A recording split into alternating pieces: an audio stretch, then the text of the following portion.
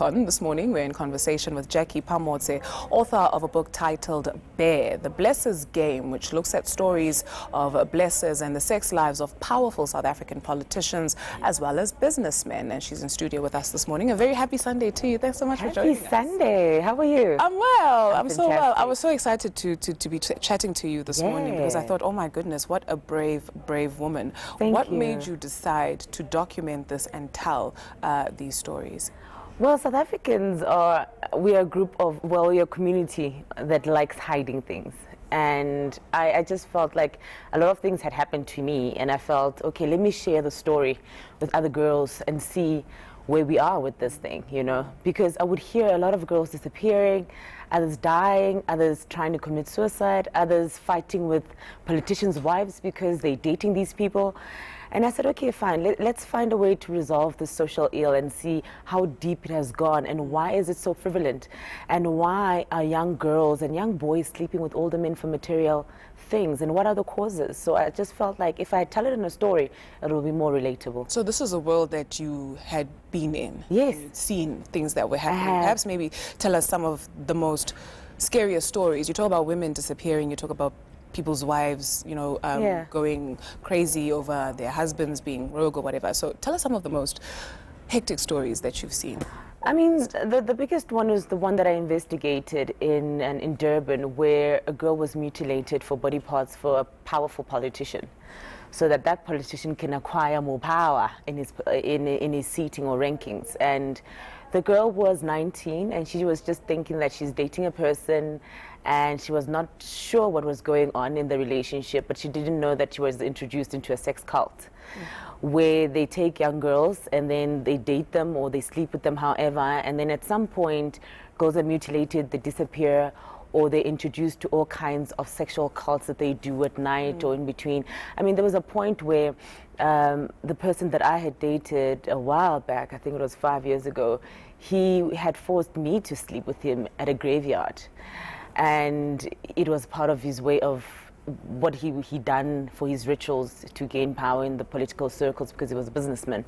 So it's all of those kind of things that I speak about most of the time when I speak about why I wrote Bear and what are the dangers that people go into, especially dating these people. I mean, even the issue of human trafficking happens in relationships where girls just trade themselves off and then after that they can't come back home to South Africa or they can't even get out of the relationships because they have obligations to be traded for something or they need to do some sexual exchanges so that they can come back home.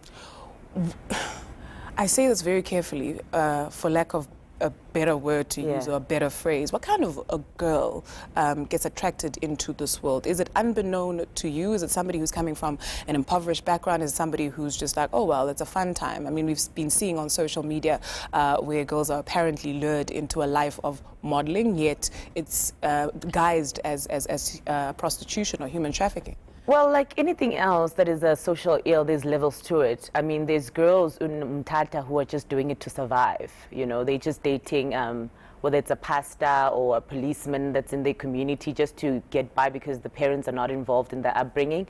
And then, but you would see in Johannesburg, particularly in Sandton, girls go into these relationships knowingly. And some of them go as far as plan or sort of target a certain person, whether they could be in politics or they could have money or it could be people who are in business. They go as far as targeting them.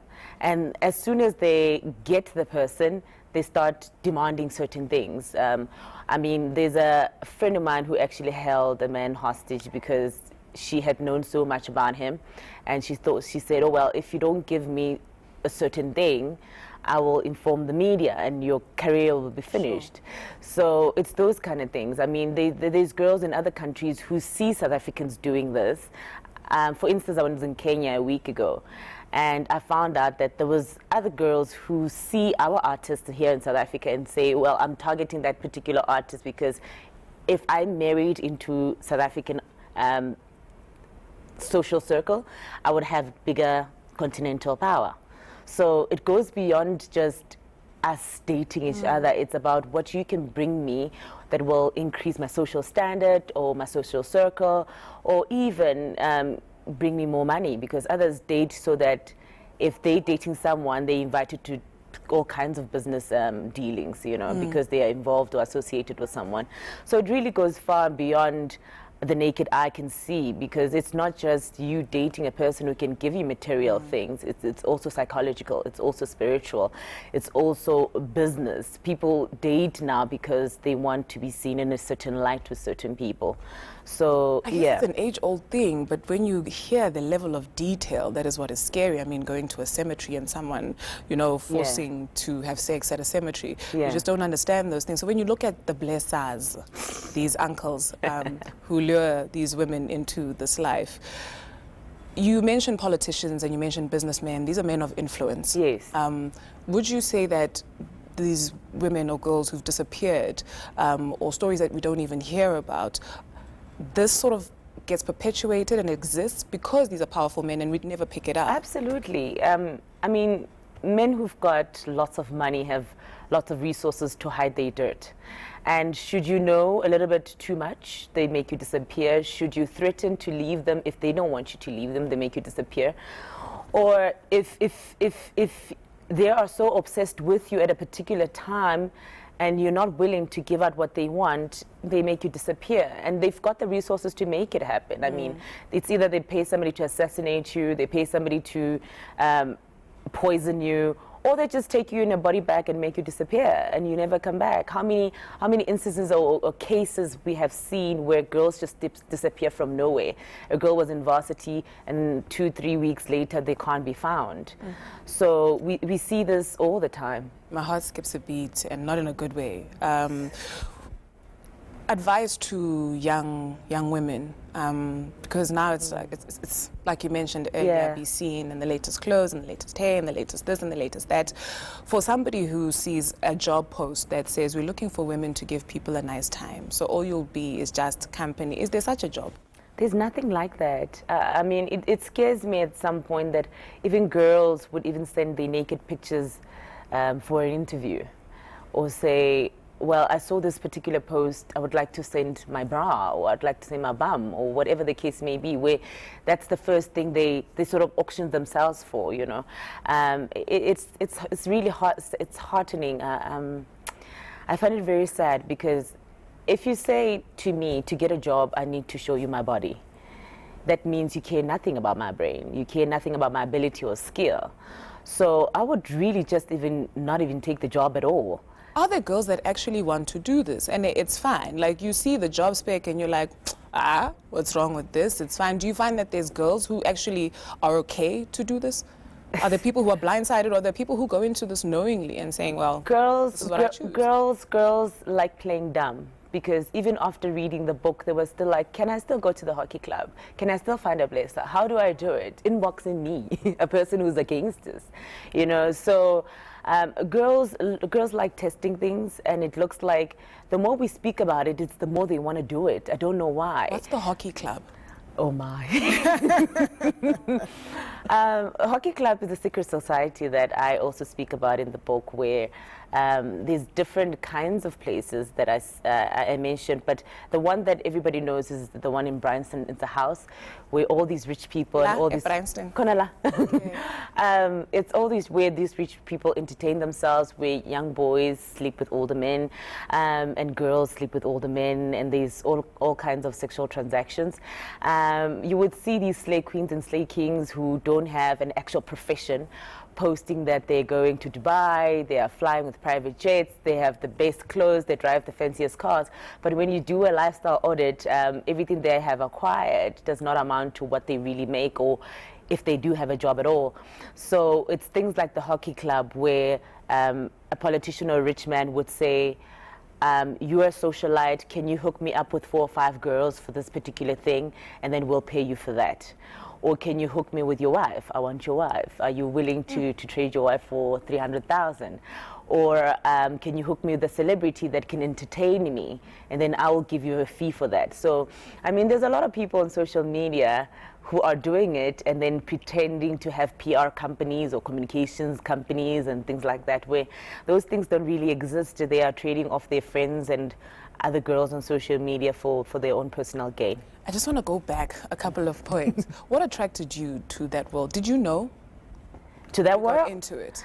I didn't know about the world. I dated somebody who had money, and he introduced me to that life. And because at the time I was a model, so being a model can be extremely demanding because you have to look a certain way, you have to dress a certain way. If you're not around a certain social circle, you're sort of ostracized.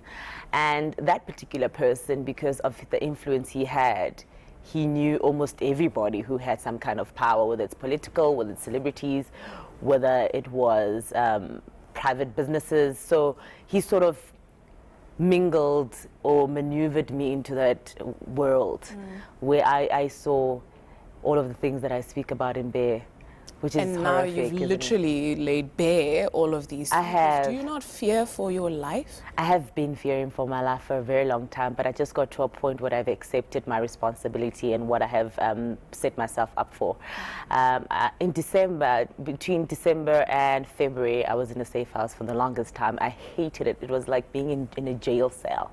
I couldn't move, I couldn't communicate, I couldn't do anything just because I was speaking openly about certain things in the book, the rape that I went through in 2007, and many other things. Even the people who owned the hockey club were a little bit uncomfortable that I was speaking about their private society.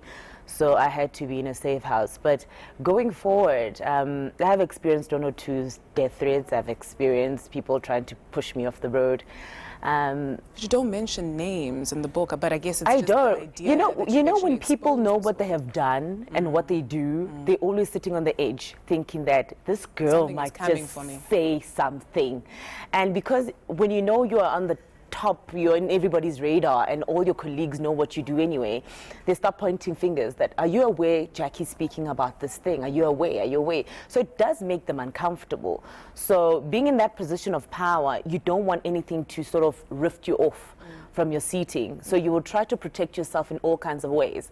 So because we live in South Africa, death threats are common, you know, whether you're a journalist, whether, right? Right. They come all the time, depending on who you're targeting.